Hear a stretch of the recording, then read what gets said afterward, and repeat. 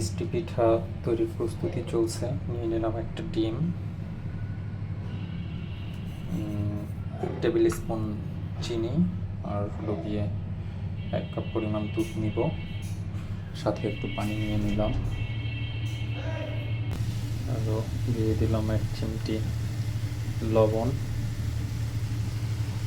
বেশি লবণ দেওয়া যাবে না।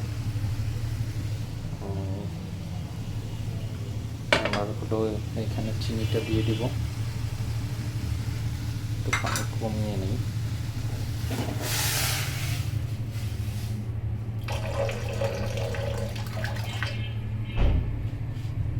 পানিটা একটু কমিয়ে নিচ্ছি,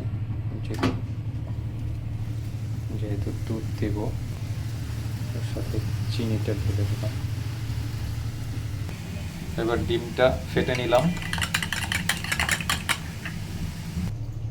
দিয়ে দিলাম দুধ, আর দিলাম একটা দারুচিনির কাঠি, আর হলো গিয়ে এলাচ।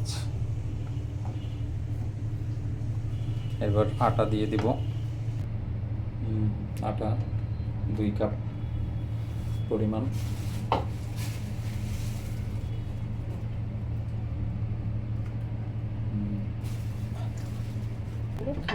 আমাদের ইয়ে হয়ে গেল। এখন আটাটাকে আমরা খামি বানিয়ে নেব ডো ডো করে।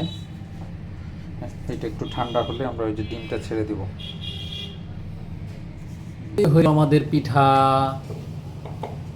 এই যে রুটি বানিয়ে এই যে পিঠা হচ্ছে। এখন তেলে ভেজে চিনির শিরাতে ভিজানো হবে। ব্যাস, আমাদের রেসিপি শেষ। একটু বাদামি কালার করে চিনির শিরায় ভিজিয়ে নিতে হবে।